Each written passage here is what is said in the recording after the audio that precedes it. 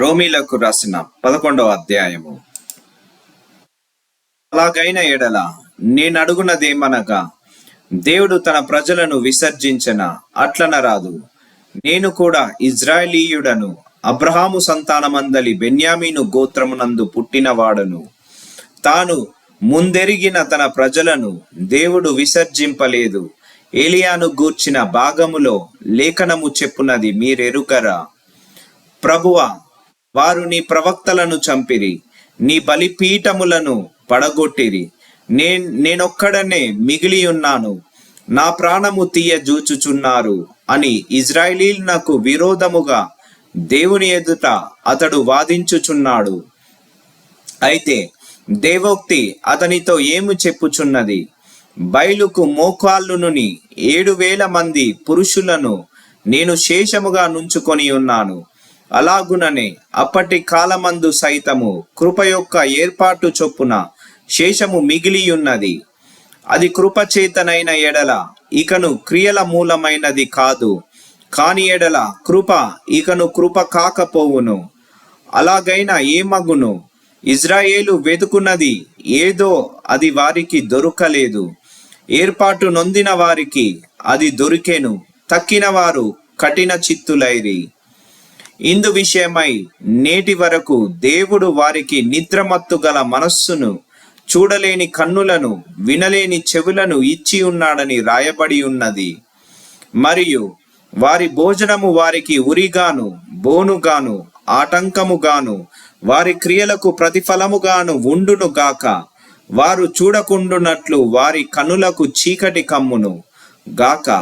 వారి వీపును ఎల్లప్పుడూ వంగిపోవునట్లు చేయుము అని దావీదు చెప్పుచున్నాడు. కాబట్టి నేనడుగునది ఏమనగా, వారు పడిపోవునట్లుగా తొట్రిల్లిరా, అట్లనరాదు. వారికి రోషము పుట్టించుటకై వారి తొట్రుపాటు వలన అన్యజనులకు రక్షణ కలిగెను. వారి తొట్రుపాటు లోకమునకు ఐశ్వర్యమును, వారి క్షీణ దశ అన్యజనులకు ఐశ్వర్యమును అయిన ఎడల వారి పరిపూర్ణత ఎంత ఎక్కువగా ఐశ్వర్యకరమగును. అన్యజనులకు మీతో నేను మాటలాడుచున్నాను.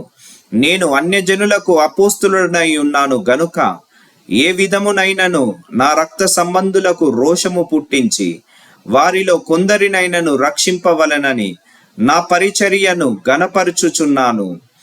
వారిని విసర్జించుట లోకము దేవునితో సమాధానపరుచుట అయిన ఎడల వారిని చేర్చుకొనుట ఏమగును? మృతులు సజీవులైనట్టే అగును గదా.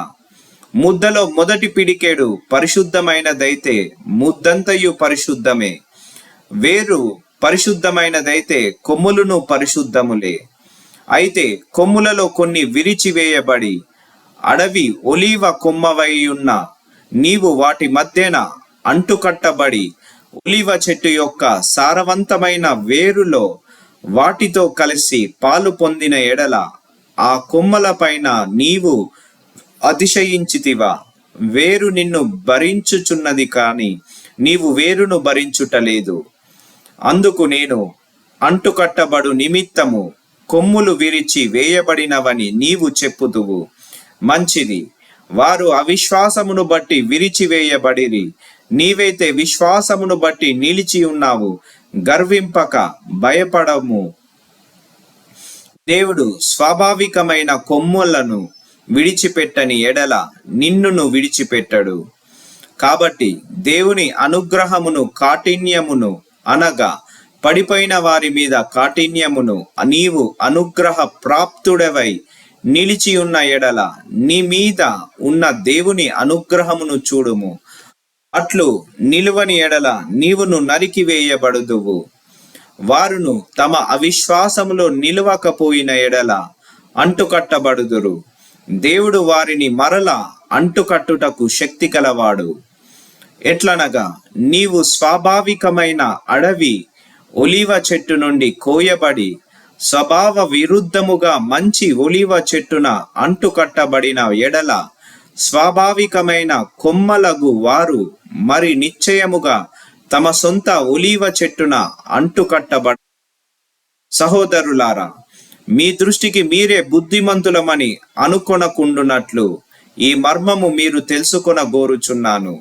అదేమనగా, అన్యజనులు ప్రవేశము సంపూర్ణమగు వరకు ఇజ్రాయేలీయులకు కఠిన మనస్సు కొంత మట్టుకు కలిగెను. వారు ప్రవేశించినప్పుడు విమోచకుడు సియోనులో నుండి వచ్చి యాకోబులో నుండి భక్తిహీనతను తొలగించును. నేను వారి పాపములను పరిహరించినప్పుడు నా వలన వారికి కలుగు నిబంధన ఇదియే అని రాయబడినట్టు ఇజ్రాయేలు జనులందరూ రక్షింపబడుదురు. సువార్త విషయమైతే వారు మిమ్మును బట్టి శత్రువులు గాని, ఏర్పాటు విషయమైతే పితరులను బట్టి ప్రియులై ఉన్నారు. ఏలయనగా దేవుడు తన కృపావరముల విషయములలోను పిలుపు విషయములోను పశ్చాత్తాపపడడు.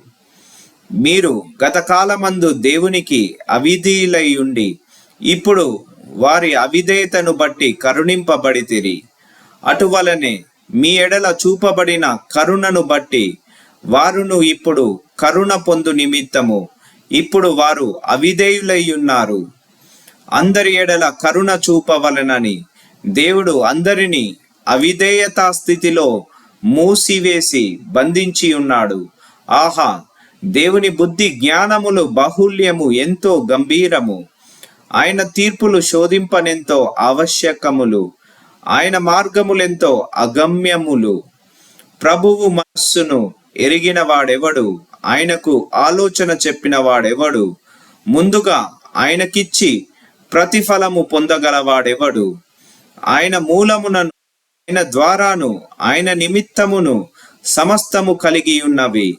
యుగ యుగముల వరకు ఆయనకు మహిమ కలుగును గాక. ఆమేన్.